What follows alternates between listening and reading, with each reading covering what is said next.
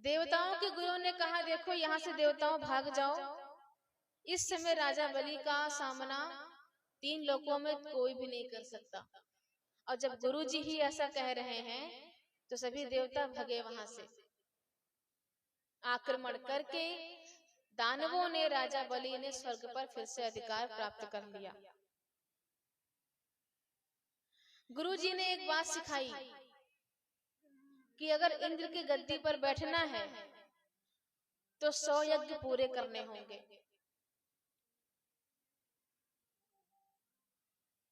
अब समय दर समय पर राजा बलि ने यज्ञ करना प्रारंभ किया। देवता यहाँ वहां भटक रहे थे जंगल में। अदिति माँ बहुत विलाप कर रही थी। कश्यप ऋषि ने कहा देखो रोने से काम नहीं चलेगा। पयोव्रत का नाम बताया, ज्ञान दिया और कहा इस व्रत को रखो। भगवान ने कहा हम स्वयं जन्म लेंगे। माता ने पयोव्रत का नियम का पालन किया और कालांतर में भादव के महीने में अभिजीत मुहूर्त में दिन के 12 बजे भगवान नारायण ने वामन के रूप में शरीर धारण किया। बोल वामन भगवान की जय हो। अब इनके दर्शन को संत ऋषि महात्मा देवगण सभी पधारे। सभी में आनंद का पारावार नहीं रहा।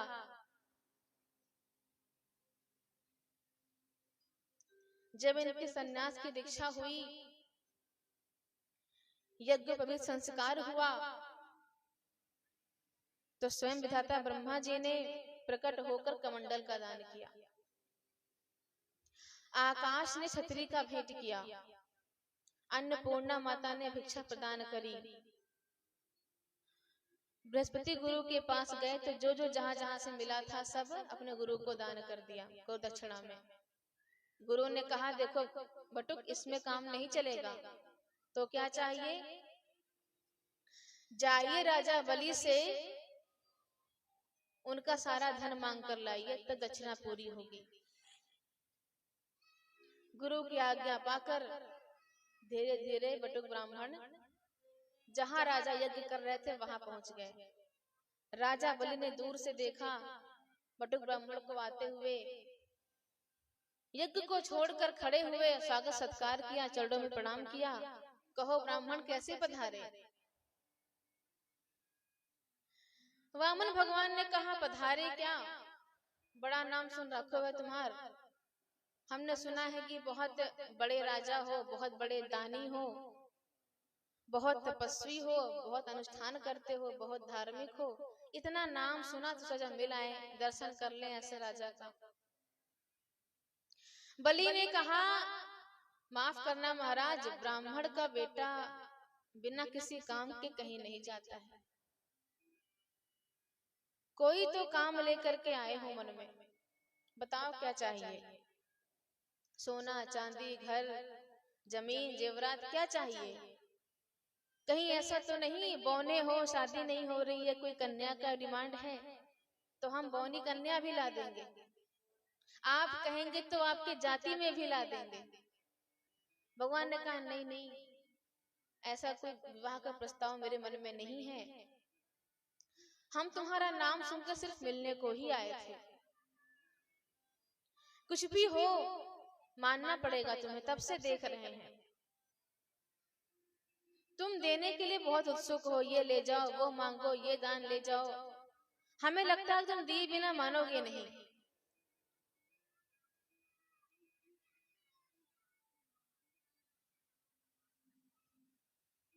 राजा ने कहा हाँ संकोच बिल्कुल मत करिए, आप जो कहेंगे हम दे देंगे। आप मुख तो खोलिए एक बार। भगवान ने कहा मुझे 3 पग भूमि चाहिए। बलि ठहाके मार के हंसने लगते हैं। इतने संकोच के बाद मुख खोला भी तो 3 पग भूमि। अरे लोग हंसेंगे मुझ पर, कुछ तो अच्छा मांगते।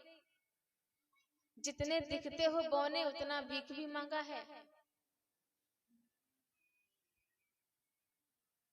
भगवान ने कहा देखो संकल्प करके 3 पग भूमि देना है तो दो, वरना हम चलें। राजा बलि ने कहा इसमें संकल्प क्या करना है, और आपको 3 पग भूमि क्यों चाहिए, सीधे एक बंगला बना के दे देते हैं आपको।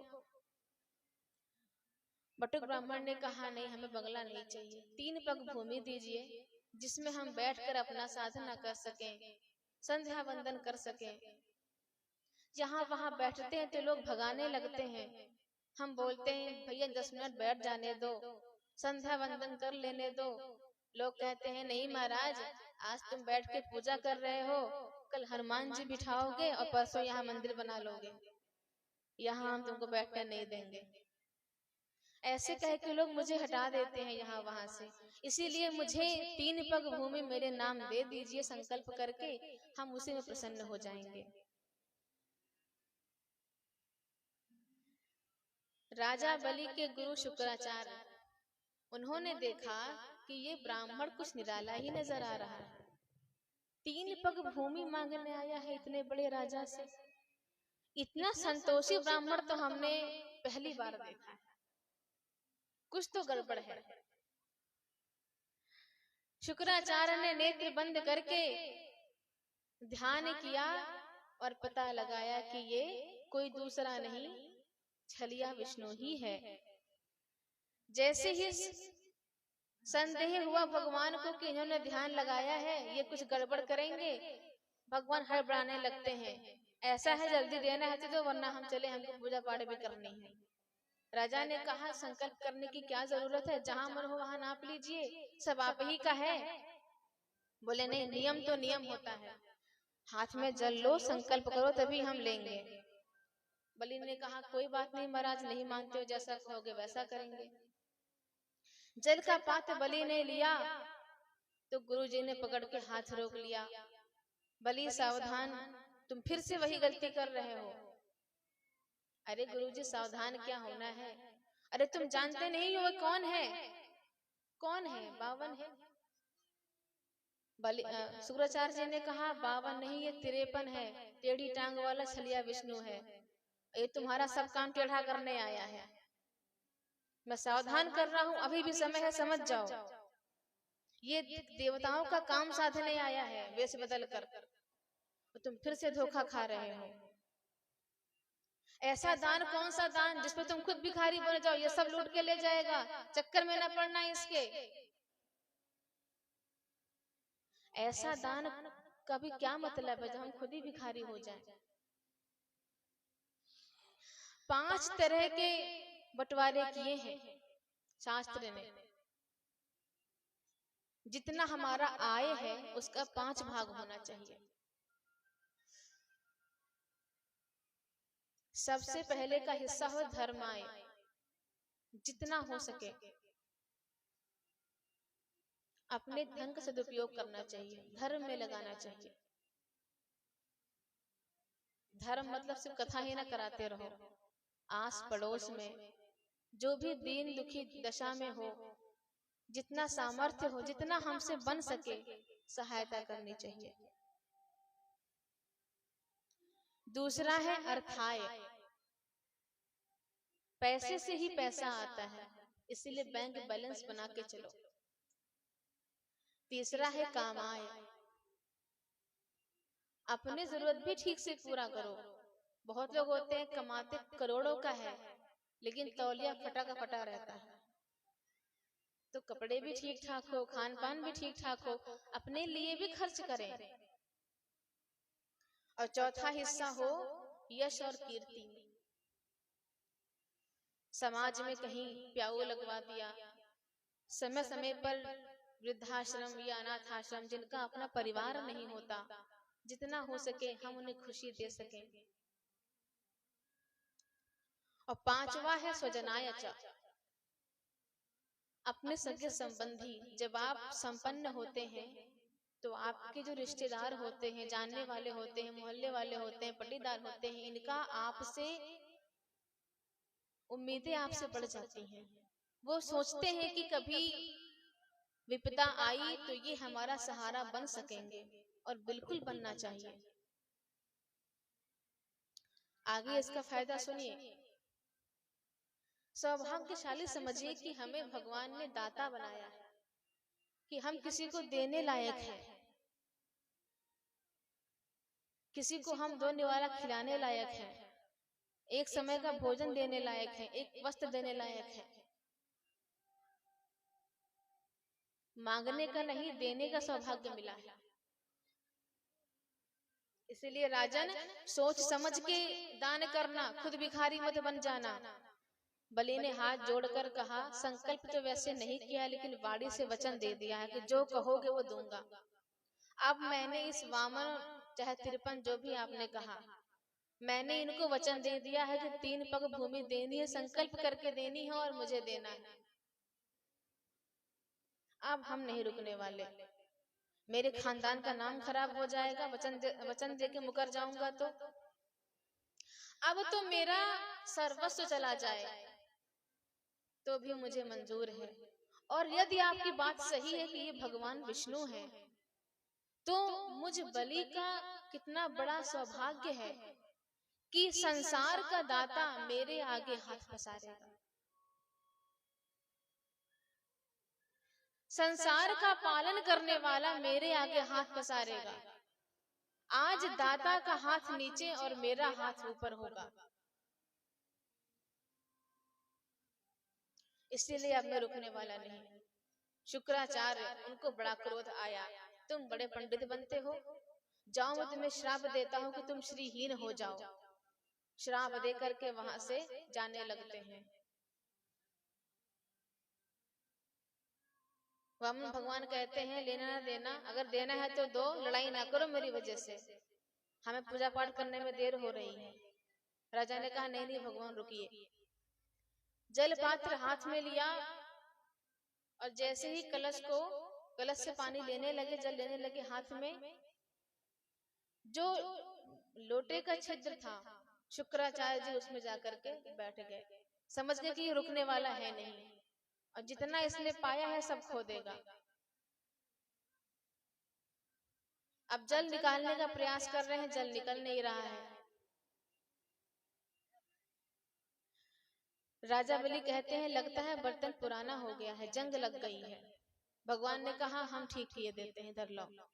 एक पैनी कुसा निकाली, फेंक करके मारा, त्यों ही शुक्राचार्य जी की एक आंख राम नाम सत्य हो गया। अब राम नाम तो सत्य है, लेकिन उनकी आंख असत्य हो गई।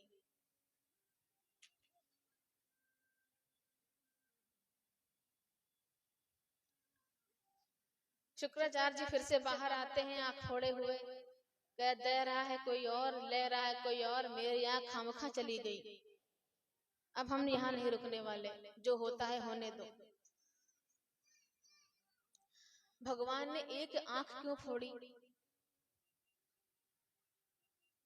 ज्ञान विराग नयन उर गारी। भगवान ने कहा, अब एक ही आंख रखो, सब में मुझ एक का दर्शन करो। तुम्हारी एक आंख ज्ञान का था, तुम्हारा एक आंख ज्ञान का था, जिसके सहारे तुमने मेरा दर्शन कर लिया, तुम मुझे पहचान गए, इसीलिए ज्ञान की आंख अपने पास रखो। लेकिन दूसरी आंख में मोह का मोतिया बिंदु हो गया था, तो मैंने फोड़ डाली। ज्यों ही जल हाथ में लेकर के संकल्प किया,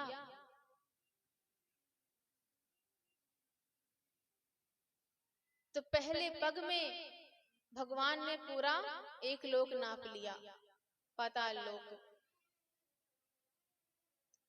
दूसरे पग में भू भुआ स्वा महा जना तपा और सत्य, सातों लोग ऊपर के नाप लिए।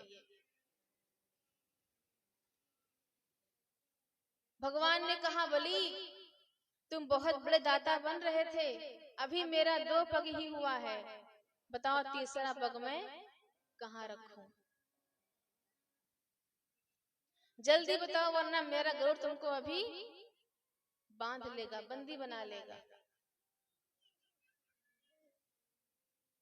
राजा बलि ने चुप्पी साध ली, सारा अहंकार पिघल गया। भगवान ने कहा क्या सोचते हो, क्या निर्णय लिया, बताओ तीसरा पग मैं कहाँ रखूं। राजा बलि ने कहा महाराज एक बात बताइए, धन बड़ा कि धनवान बड़ा। भगवान ने कहा धनवान बड़ा, जिसका धन है वो बड़ा। तो अभी तक आपने अपने दोनों पगों में मेरा पूरा धन नापा है, लेकिन मैं तो अभी अवशेष हूं। कृपया करके अपने तीसरा पग मेरे सर पर रख दीजिए, मुझ दाता को भी स्वीकार कर लीजिए।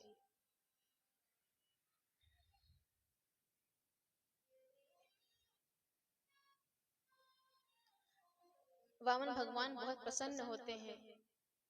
मैंने तुम्हारा सर्वस्व छीन लिया, बीच बीच में गुमराह करने का प्रयास किया, तुम्हें डांट भी लगाई, लेकिन आज तुम्हारा समर्पण देख करके ये कहने की इच्छा हो रही है कि बताओ तुम्हें वरदान में क्या चाहिए। राजा बलि ने कहा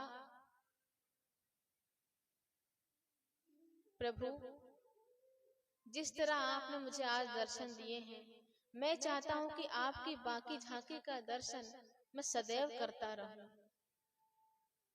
आंख खुले तो दर्शन तुम्हारा हो, आंख बंद हो तो दर्शन तुम्हारा हो,